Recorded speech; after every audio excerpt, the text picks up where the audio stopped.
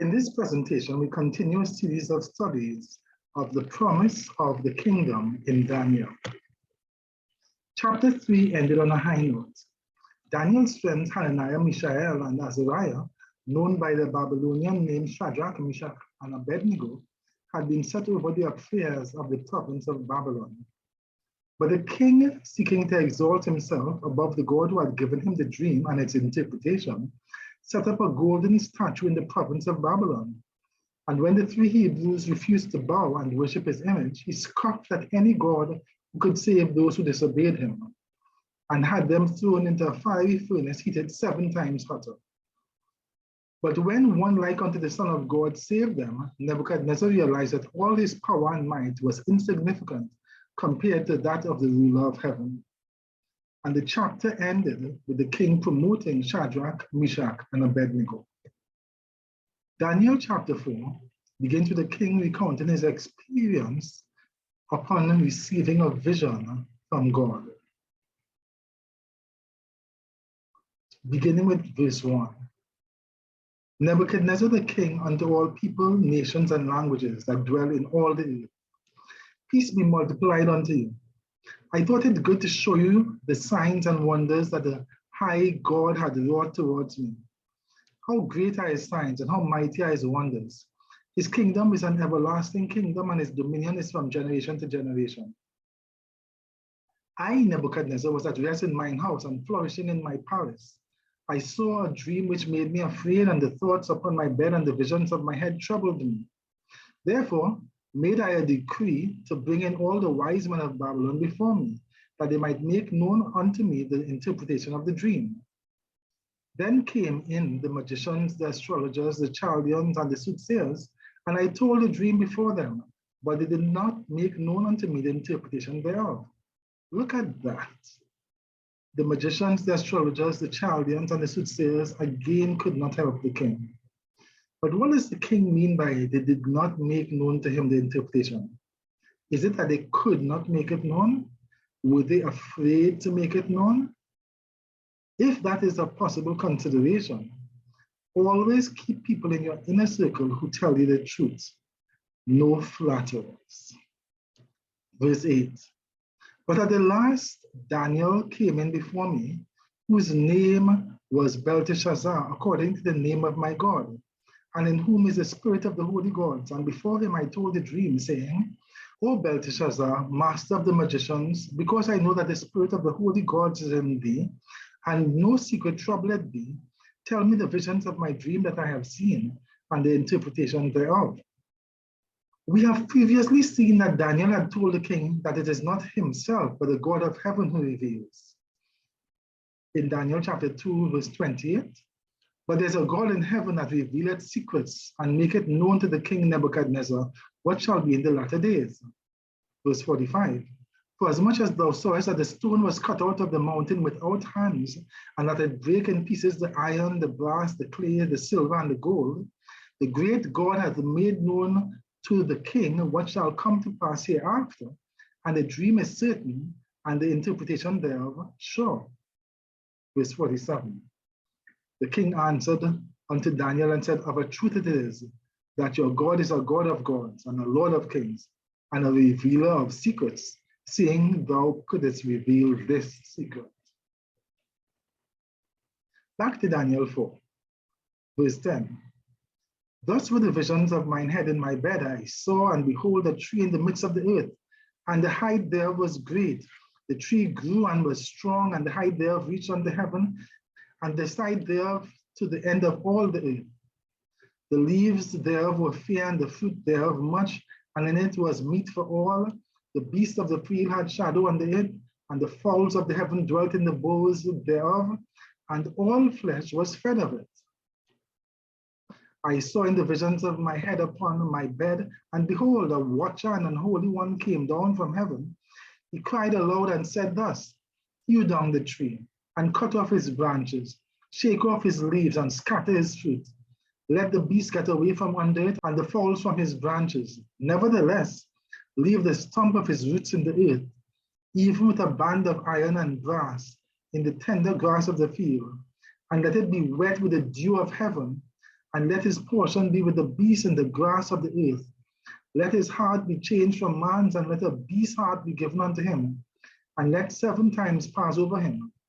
This matter is by the decree of the watchers, and the demand by the word of the holy ones, to the intent that the living may know that the Most High ruleth in the kingdom of men, and giveth it to whomsoever he will, and set it up over it the basis of men. Interesting dream. We have previously seen in Daniel 1:1-2, in the 3rd year of the reign of Jehoiakim, king of Judah, came Nebuchadnezzar, king of Babylon, unto Jerusalem, and besieged it. And the Lord gave Jehoiakim, king of Judah, into his hand, with part of the vessels of the house of God, which he carried into the land of Shinar unto the house of his God. And he brought the vessels into the treasure house of his God. And Daniel 2, verse 37-38, Thou, O king, art a king of kings, for the God of heaven hath given thee a kingdom, power, and strength, and glory. And wheresoever the children of men dwell, the beasts of the field and the fowls of the heaven hath he given into thine hand, and hath made thee ruler over them all. So Nebuchadnezzar had certainly benefited from God ruling in the kingdoms of men and giving him the kingdom. But in his vision, Nebuchadnezzar was told that someone needed to learn to recognize that the Most High rules in the kingdom of men. In Acts 17:24-27, we read, God hath made the world and all things therein, seeing that he is Lord of heaven and earth, dwelleth not in temples made with hands, neither is worship with men's hands as though he needed anything, seeing he giveth all life and breath and all things, and hath made of one blood all nations of men for to dwell on all the face of the earth, and hath determined the times before appointed and the bounds of their habitation, that they should seek the Lord, if haply they might feel after him and find him, though he be not far from every one of us. For in him we live and move and have our being, as certain also of your own poets have said, for we are also his offspring. God has predetermined the times and the bounds of the habitation of the nations of men dwelling on the earth. Why? That they should seek the Lord, if haply they might feel after him and find him. God exercises his rulership over earth to point people to himself, who is their all in all, in whom we live. And here, God overrules in the life of this one king, Nebuchadnezzar, so that he might come to know and love God as well. Oh, how God loved Nebuchadnezzar. He gave him power over the great kingdom Babylon, so that all peoples of earth should find peace under his rule. And then God sought to speak to the great king he had installed. Continuing in Daniel chapter 4, verse 18. This dream I, King Nebuchadnezzar, have seen. Now thou, O Belteshazzar, declare the interpretation thereof, for as much as all the wise men of my kingdom are not able to make known unto me the interpretation, but thou art able, for the spirit of the holy gods is in thee. Then Daniel, whose name was Belteshazzar, was astonished for 1 hour, and his thoughts troubled him. The king spake and said, Belteshazzar, let not the dream or the interpretation thereof trouble thee. Belteshazzar answered and said, My Lord, the dream beateth them that hate thee, and the interpretation thereof to thine enemies. Daniel saw immediately that the prophecy was not good for the king, under whose protection he had previously indicated in Daniel chapter 2, all people and animals and all nations were entrusted. Thou, O king, art the head of gold. And now, in verse 20 of Daniel 4, the tree that thou sawest, which grew and was strong, whose height reached unto the heaven, and the side thereof to all the earth, whose leaves were fair and the fruit thereof much, and in it was meat for all, under which the beasts of the field dwelt, and upon whose branches the fowls of the heaven had their habitation. It is thou, O king, that art grown and become strong, for thy greatness is grown and reacheth unto heaven, and thy dominion to the end of the earth. Continuing. And whereas the king saw a watcher and holy one coming down from heaven and saying, hew the tree down and destroy it, yet leave the stump of the roots thereof in the earth, even with a band of iron and brass in the tender grass of the field, and let it be wet with the dew of heaven, and let his portion be with the beasts of the field till 7 times pass over him. This is the interpretation, O king, and this is the decree of the Most High, which is come upon my lord the king, that they shall drive thee from men, and thy dwelling shall be with the beasts of the field, and they shall make thee to eat grass as oxen, and they shall wet thee with the dew of heaven, and 7 times shall pass over thee, till thou know that the Most High ruleth in the kingdom of men, and giveth it to whomsoever he will. And whereas they commanded to leave the stump of the tree roots, thy kingdom shall be shown to thee, after that thou shalt have known that the heavens do rule. Rulers on earth come and rulers go, but do they realize that it is God in heaven, the Most High, that gave them the kingdom? Some might not. Verse 27. Wherefore, O king, let my counsel be acceptable unto thee, and break off thy sins by righteousness, and thine iniquities by showing mercy to the poor, if it may be a lengthening of thy tranquility. O king, this judgment is sure, repent. But the king soon went back to his old prideful thoughts. Verse 28. All this came upon the king Nebuchadnezzar. At the end of 12 months, he walked in the palace of the kingdom of Babylon. The king spake and said, is this not great Babylon that I have built for the house of the kingdom by the might of my power and for the honor of my majesty? While the word was in the king's mouth, there fell a voice from heaven saying, O King Nebuchadnezzar, to thee it is spoken, the kingdom is departed from thee. And they shall drive thee from men, and thy dwelling shall be with the beasts of the field. They shall make thee to eat grass as oxen, and 7 times shall pass over thee, until thou know that the Most High ruleth in the kingdom of men, and giveth it to whomsoever he will. The same hour was the thing fulfilled upon Nebuchadnezzar, and he was driven from men, and did eat grass as oxen, and his body was wet with the dew of heaven, till his hairs were grown like eagle's feathers, and his nails like birds' claws. The king was out of control in his pride, and now he was humbled for 7 years. And at the end of the days, I, Nebuchadnezzar, lifted up mine eyes unto heaven, and mine understanding returned unto me, and I blessed the Most High. And I praise and honor him that liveth forever, whose dominion is an everlasting dominion, and his kingdom is from generation to generation. And all the inhabitants of the earth are reputed as nothing, and he doeth according to his will in the army of heaven, and among the inhabitants of the earth, and none can stay his hand or say unto him, what doest thou? At the same time my reason returned unto me, and for the glory of my kingdom, mine honor and brightness returned unto me, and my counselors and my lords sought unto me, and I was established in my kingdom, and excellent majesty was added unto me. The king was in the fields for so long, but no usurper is recorded as having attempted to seize the throne. The king would have been protected from physically harming himself, but his people clearly loved and respected him, and more so when he returned to his senses on his throne.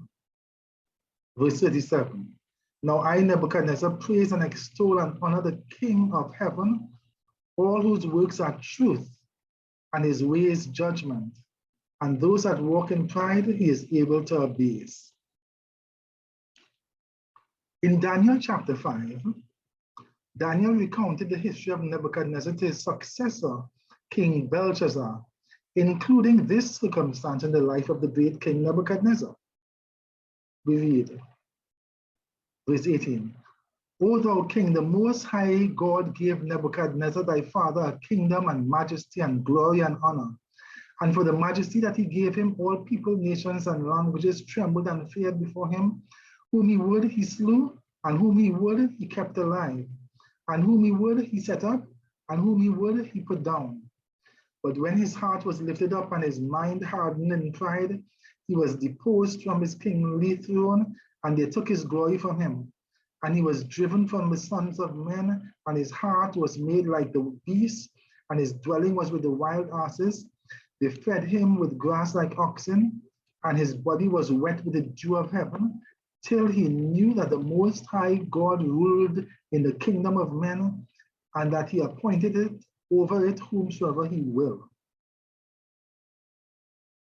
And thou, his son, O Belshazzar, has not humbled thine heart, though thou knewest all this.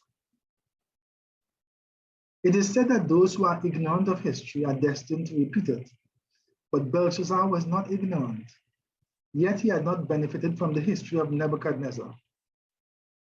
Pride comes before a fall, and ultimately all who esteem themselves too highly in this age are destined for a fall or destruction. Psalm 37:35 says, I have seen the wicked in great power and spreading himself like a green bay tree. Yet he passed away, and lo, he was not. Yea, I sought him, but he could not be found. Luke 12 says, verse 15, and he said unto them, take heed and beware of covetousness, for a man's life consisteth not in the abundance of the things which he possesseth. And he spake a parable unto them, saying, the ground of a certain rich man brought forth plentifully, and he thought within himself, saying, what shall I do, because I have no room where to bestow my fruits? And he said, this I will do, I will pull down my barns and build greater, and there will I bestow all my fruits and my goods. And I will say to my soul, soul, thou hast much goods laid up for many years. Take thine ease, eat, drink, and be merry. But God said unto him, thou fool, this night thy soul shall be required of thee. Then whose shall those things be, which thou hast provided? So is he that laid up treasure for himself and is not rich toward God. Isaiah 14, verse 12 to 17 says, how art thou fallen from heaven, O Lucifer, son of the morning? How art thou cut down to the ground, which didst weaken the nations? For thou hast said in thine heart, I will ascend into heaven. I will exalt my throne above the stars of God. I will sit also upon the mount of the congregation, in the sides of the north. I will ascend above the heights of the clouds. I will be like the Most High. Yet thou shalt be brought down to hell, to the sides of the pit. They that see thee shall narrowly look upon thee, and consider thee, saying, is this the man that made the earth to tremble, that did shake kingdoms, that made the world as a wilderness, and destroyed the cities thereof, that opened not the house of his prisoners? By contrast, Matthew chapter 5, verse 5 says, blessed are the meek, for they shall inherit the earth. Nebuchadnezzar was pompous, but he may not have been cruel. And certainly his people enjoyed prosperity and were well fed. He was not only storing up for himself, but he had made provision for all of his people. But still, he did not realize that his kingdom and glory were given to him by God. In this chapter, the pride of the king led to his abasement, but his humility led to restoration to his throne. Ultimately, God will only have the meek inherit his eternal kingdom. That is a reminder of the promise of God's eternal kingdom. We are ending this presentation again with a promise that we will realize is central to the prophecies of Daniel. Luke chapter 12, verse 32. Fear not, little flock, for it is your Father's good pleasure to give you the kingdom. I pray that we all choose to be faithful to the Lord God Almighty.